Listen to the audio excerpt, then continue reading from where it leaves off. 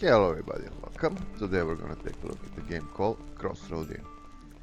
Now, first thing I'm gonna say about this game, this is a strategy and management game.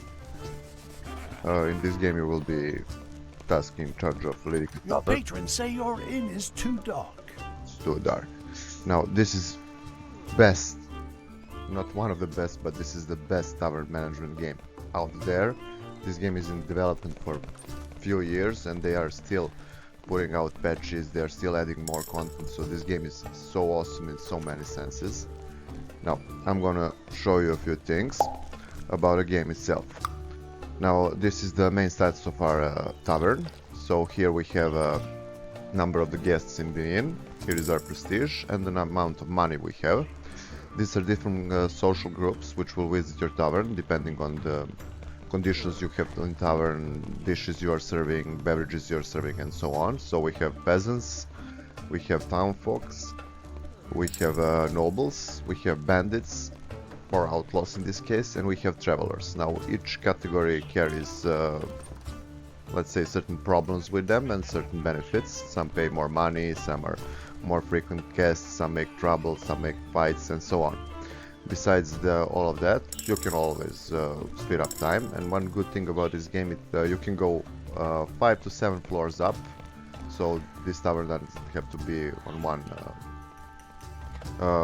You can make it basically like this. This is the size you can build.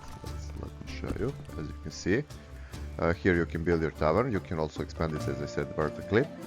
Now your tavern will consist of a few rooms, so you have a main hall, you have gambling room, you have secret room, you have back rooms like storage. We have here storage. We have also rooms like kitchen, where everything is cooked. You have different kind of machines that operate, like from ovens to dishwashers and so on. And we have a staff room for our staff to rest and let's say have fun, guest room, and private rooms. So this is basically the same as the guest room, but only for the one person. And you have bathroom. Now, good thing about this, you can combine many things, so you can add furniture to different rooms and make it, let's say, multifunctional. Besides all of that, so this is our inn. It is located here. As you can see, we are in a crossroad of, let's say, 3 major regions. And every village here, every town, everything, you can click on it and you can get info, or you can click on it, you can trade with it, and you can acquire new recipes for drinks. Also you can require new furniture. Now let's see, we can trade with it. So as you can see, there are prices, and this means we have it on the menu. So this cider or fat is used either in production of some good dish, or it is served like this, so it doesn't matter, we need this, so you can basically order it. Now it all takes time for the caravans to get and stock you.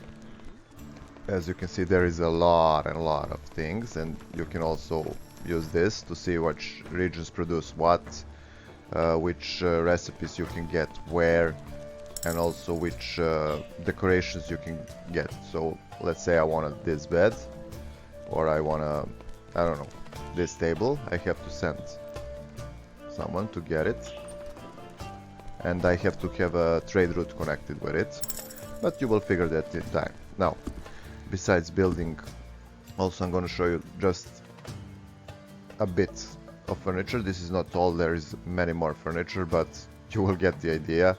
As you can see, there are many different things, and everything influence whatever you, let's say, these bookshelves, it contains some stats, like it is pleasing for the eye. Also, there is a class which adores this kind of thing. So if I put mainly, let's say, for the town folks here, I will turn this area into area which town folks like, and they will mainly come here, and rest will avoid. So you can make like 2 drinking rooms, 3 drinking rooms, or you can separate them and make one smaller for the, like, say, peasants, one bigger for the nobles, bandits, or whatever. Now there is a few kind of stuff here in the game. We have carriers, or the laborers. They are basically guys which will move everything, so when we get new stock they will fill our storage, they will chop wood, refill firewood, refill furnaces, refill fireplaces and so on. We have waiters they are basically, they will provide drinks and food for the rest of the guests, also make beds in the sleeping room. As you can see here, we are charging for the sleepover, and she will now go and make this bed. They are also cleaning. We have cooks, we have watchmen. They are basically bodyguards. They will move around the tavern and watch, like this guy. If someone want to steal, they will kick him out. If there's a brawl, they will intervene and split brawls, because brawl can involve all your tavern and can demolish a lot of furniture, and it's expensive sometimes to replace some things. And we have these guys. They will basically entertain people, and also they use work at the gambling tables. So this is basically 5 kind of stuffs we have. We also have recipes. So this is currently what we are serving. How much satisfaction, what ingredients do we need, what kind of furnace this oven needs to be prepared. Also there's some side effects here, and everything is so neatly done. Who is most popular among this beverage or this food, whatever. You can always add more dishes. Here you need to acquire recipes. As you can see, we have this one, but we're lacking this research at the moment, and we cannot I can put it, but it won't be produced, so it doesn't matter. Now let me show you a few more good things about this game. Where are you? Now this is basically where we will get, let's say, your tasks, what to do next, as you can see. And every time your fame increase, you will get 1 point, which you can invest in here. This is like your research tree. So everything, I can unlock a lot of things here. New type of guests, new type of let's say vegetables. I can grow garden, I can grow animals and so on. Now besides the planting, as you can see here, we are producing few things like honey. We're producing here, what is this, medical herbs. Now also you have different kind of storages. This is a storage, let's say, like a basement, and it can store ice and certain things that are very, let's say, can spoil easily and can rot. Now let me show you a few more things about this game. Let's see where we stopped. Yeah, I forgot to show one thing. Here, this is, you can address the name of your tavern to any, change it to any one you like. But this thing here, you will get this in the campaign. This is very cool feature. So you can level up your skills. Your tavern leader will level up his skills depending on the story, how you play it, how you do certain quests. And it is very, very interesting. Campaign is so good.